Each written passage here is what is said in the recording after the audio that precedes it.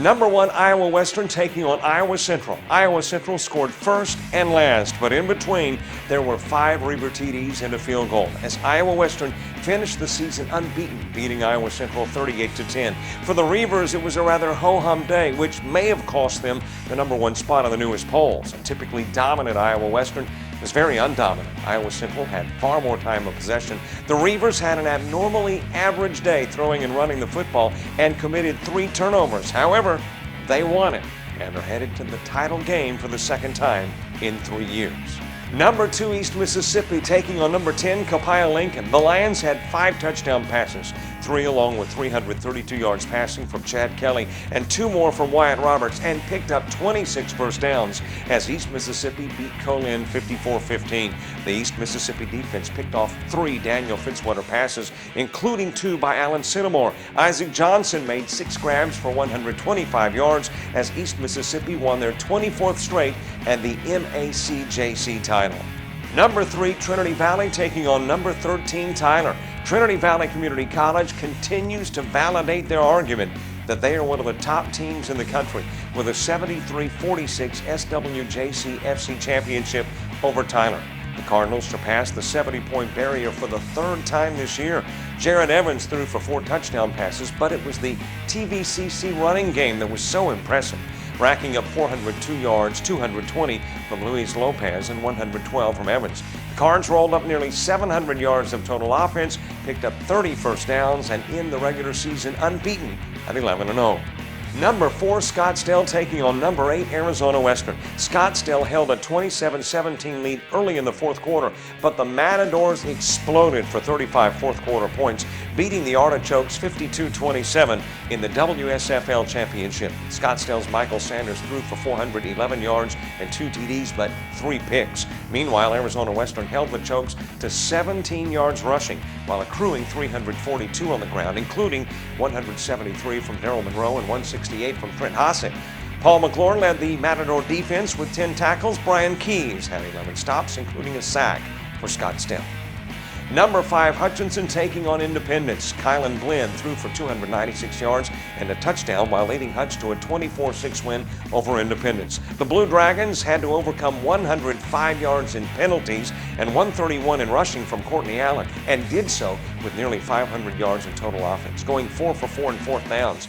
Kyle Wilson was dynamite on defense, recording 13 tackles, including 1 for a loss, and forcing 1 fumble. Number 18, Rochester, and number 6, Central Lakes College at Brainerd. Central Lakes came within a game of an unbeaten season, but could not overcome 6 Jake Faber interceptions as Rochester wins the MCAC title 40-21. Faber hit on 38 of 65 passes for 452 yards and 3 touchdowns, but it was the INTs that ended 6 Raider drives. Both teams did most of their scoring in the first quarter, with 47 of the combined 61 points in that first stanza of play. Number 7, Nassau. Number 14, ASA. Nassau scored first on an 8-yard Ben Holmes run and were never seriously threatened, beating the Avengers of ASA 48-20. Yaqui Johnson ran for 145 yards and 3 touchdowns, leading unbeaten Nassau to the Northeastern Football Conference title, and guaranteed an NFC squad will finish in the top 20, where an NFC team has been in every poll since 2003. The Nassau defense continued to show off, holding ASA to 245 total yards, racking up 9 tackles for losses, picking off 3 passes, and recovering a fumble. Number 9, Mississippi Gulf Coast. Their season is over. They finished the year at 8-2. Let's take a look now at an NFL player who began his career in the NJCAA. We want to talk about Sylvester Williams. He was the number 28 pick in the first round of the 2013 draft by the Denver Broncos. Did you know that Sylvester Williams only played 1 season of high school football and only started 1 game? And after he finished his high school career, he began a job assembling radiator parts for 18-wheelers. Obviously, his fate has changed, and it began at the NJCAA level. Where did he start his career collegiately in the NJCAA? We'll find out right after the break.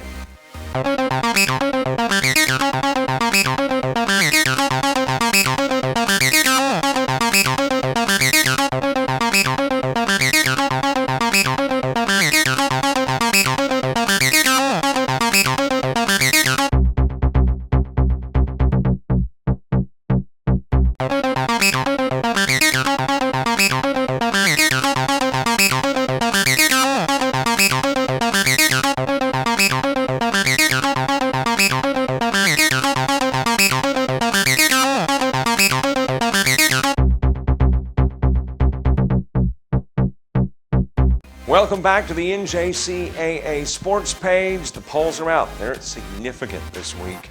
And we've got a change at number 1. Let's take a look at how we rank them and how the NJCAA does as well.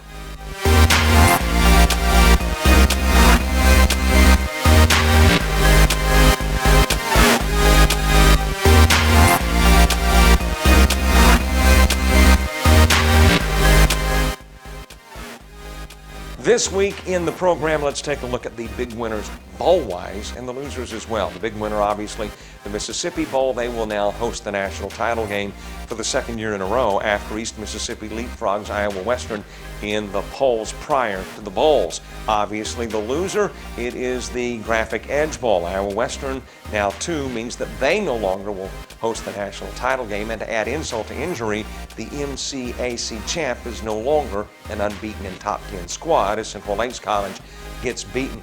Another big winner, Champs Heart of Texas Bowl. They've got Trinity coming to town, ranked number 3. If they could pull in another unbeaten team like Nassau, what a bowl game that would be.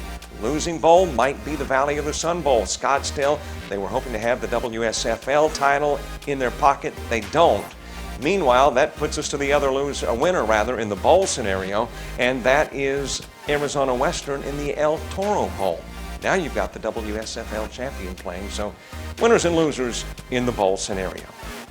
Let's take a look again at that NFL player who began in the NJCAA and really quite literally began his career there, although there was that brief tenure of high school ball for Sylvester Williams. Where did he play collegiately? Well, North Carolina, his junior and senior year, but he walked on and made 52 tackles and a couple of sacks as a walk-on for Coffeyville. That puts the wraps on another edition of the NJCAA Sports Page. Before leaving, let me let you know where we will be this week. We'll be covering audio only, Copiah Lincoln basketball in Summit, Mississippi, and then we'll be doing production work for NJCAA TV, the Division I volleyball championships in Casper, Wyoming, and the Division II in Phoenix, Arizona. Of course, we do productions just like that and this all over the country. If you'd like more information, email us info@jockjive.com. Plus, go to our website, jockjive.com, to like us on Facebook, to follow us on Twitter, and to subscribe to our YouTube channel. That's it for this week's program. We'll see you next week when we take a look at all the bowls. For executive producer James Crenshaw, Robert Williamson saying so long.